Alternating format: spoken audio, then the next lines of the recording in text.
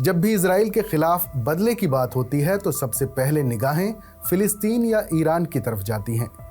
Israel का फिलिस्तीनियों से दशकों पुराना टकराव और ईरान से चल रही तनातनी जग जाहिर है, लेकिन एक ऐसा देश भी है जिसने इजराइल के यहूदियों को न सिर्फ दुश्मन माना बल्कि उनकी पहचान, संस्कृति और संपत्ति तक पर वार किया, और वो देश है मिस्र यानी इजिप्ट।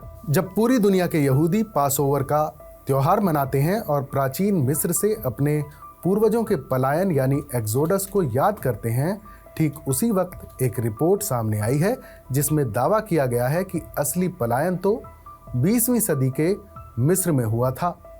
इस रिपोर्ट के मुताबिक मिस्र सरकार ने अपने यहाँ बसे हजारों यहूदियों को प्रताड़ित किया, देश से निकाला और उनकी अरबों की संपत्ति को जब्त कर लिया।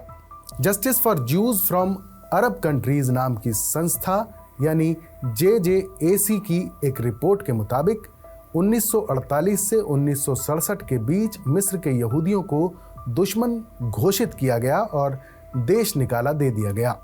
इस दौरान उनकी तकरीबन 59 अरब डॉलर की संपत्ति जब्त कर ली गई। इस रिपोर्ट में इसे एक सामान्य पलायन नहीं बल्कि यहूदी समुदाय की सांस्कृतिक और ऐतिहासिक विरासत को मिटाने की कोशिश बताया गया है। मिस्र और यहूदी समुदाय का रिश्ता बाइबल के ज़माने से है। अलेक्जेंड्रिया और लैंड ऑफ ओनियास जैसे इलाकों में यहूदी सदियों से बसे हुए थे। सादिया, गाओन, मेमोनाइस और याकूब सानू जैसे प्रमुख नाम मिस्र की सांस्कृतिक पहचान में शामिल रहे हैं, लेकिन 1930 के दशक से मिस्र में फासीवाद और धार्मिक कट्टरता की लहर के बीच यहूदियों के खिलाफ हिंसा और गिरफ्तारियां शुरू हो गई थीं।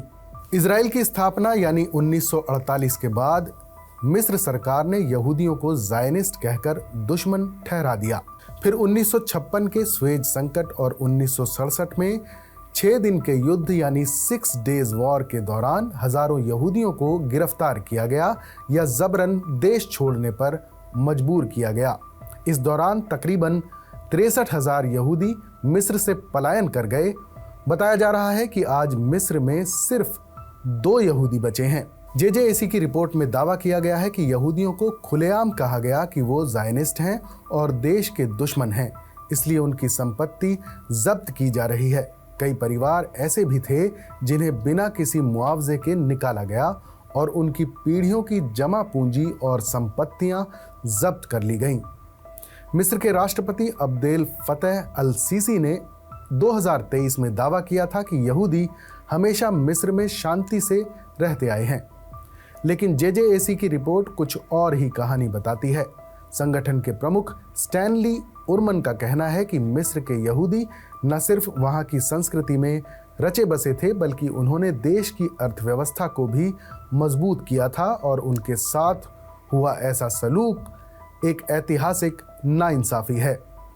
ये रिपोर्ट सिर्फ मिस्र तक ही सीमित नहीं है, ये उन तकरीबन 10 लाख यहूदियों की कहानी भी सामने लाती है जिन्हें पिछले 75 सालों के दौरान Iran, Iraq, Syria, Yemen, Libya और कई दूसरे देशों से भी निकाला गया। JJAC ने दावा किया है कि इन निर्वासनों की सच्चाई को कई दशकों तक दबाया गया है और अब वक्त है कि इतिहास में इसे दर्ज किया जाए।